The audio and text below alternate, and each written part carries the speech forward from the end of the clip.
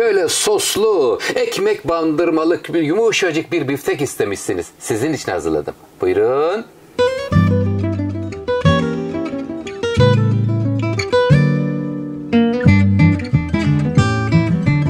Kıymetli takipçilerim, bayramda gelen misafirlerinize kavurma ikram ediyorsunuz. Ama bu sefer mantarlı şöyle sizlere salçalı biftek hazırlayacağım. Bundan da ikram edebilirsiniz. Burada 1 kilo 250 gram biftek var.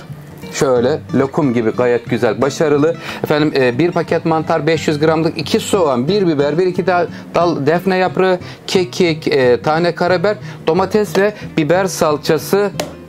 Bir eksiğimiz var. O da sarımsak. Bulamadık.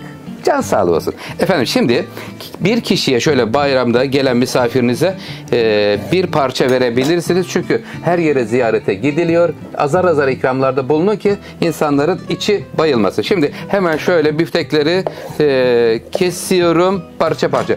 Maşallah lokum gibi böyle güzel bir etmiş. Efendim hem sizi kesiyorum ve şimdi önce bir mühürlemeyle başlıyoruz. Lütfen takipte kalın.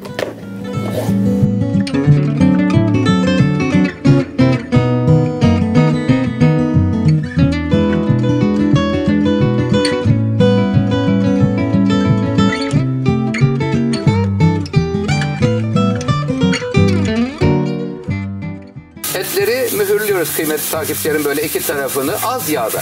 Çok yağ koyarsanız etrafa yağ sıçrar. Bu önemli bir püf noktasıdır. Şimdi komşumuza teşekkür ediyorum. Bize sarımsak gönderdi. Komşu komşunun külüne muhtaçtır denir ya. İşte bazen böyle eksiklerimiz çıkabiliyor. Komşular devreye giriyor. Evet, komşuluk ilişkilerini her zaman için çok iyi tutmak gerekiyor. Şimdi şöyle görebiliyor musunuz? Buradan tam böyle şöyle tutayım. Evet, mantarı attım içerisine. Yarım kilo mantarımız vardı. Araya mantarı attım. Üstüne biftekleri aldım. Gayet güzel oldu, bakın, doyurucu ve lezzetli olacak.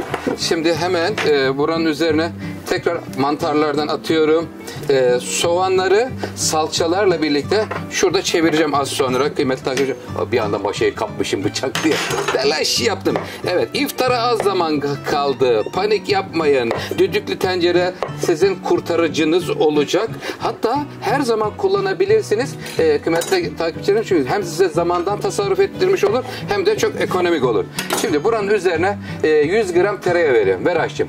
Tereyağıyla böyle lezzetlenmiş olacak. Kekiğini veriyorum. Evet, kekik de verdik. Tuzunu ver aşçım. Bismillahirrahmanirrahim.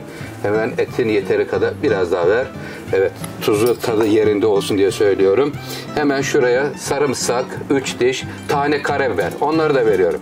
Böyle tane karabiberi, sarımsağı, Allah, defne yaprağı bir tane, onu da verdikten sonra şimdi hemen az önce etleri mühürlemiş olduğumuz tavanın içine geliyoruz. Buraya biraz şöyle hafiften bir sıvı yağ veriyorum.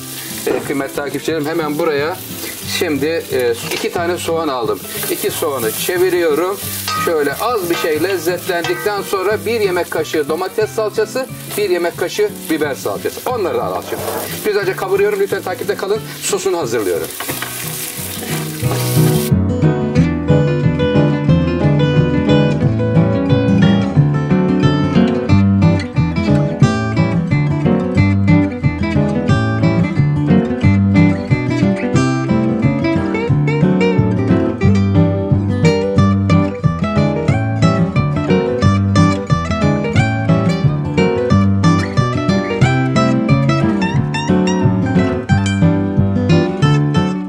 Salçalar, soğanlar kavruldu. Üzerine 1 tatlı kaşığı un verdim. Su olarak ne kadar su verdin diye sorabilirsiniz. 1 litre su koydum. Kıymetli seyircim, böyle ekmek banmalık bir salçalı biftek olacak. Mantarlı, sade bir biftek değil. Böyle güzel biberi, keki, sarımsağı, tane karabiberi. Allah ne verdiyse. Eldeki ve evdeki imkanlarla hazırlanmış güzel böyle bir bayramda gelen misafirlerinize siz de böyle güzel bir lezzet sunabileceksiniz kıymetli takipçilerim. Evet, şimdi sosuyla, sebzesi, her bir şey bir güzel pişecek. Şöyle çevireyim mi size doğru? Görmek ister misiniz?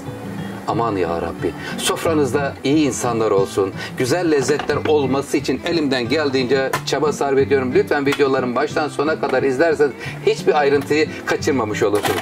Düdüklü tencerenin kapağını kurallarına göre kapatıyoruz. Kurallarına göre pişirme. Yani çıkıyor buharı. Ondan sonra emniyet kilidi bunu kapatıyoruz.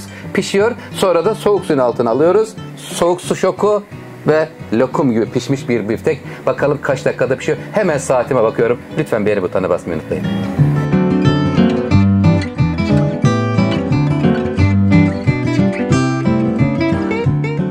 Salçalı bifteğimiz düdüklü tencerede tam 45 dakika pişti kıymetli takipçilerim.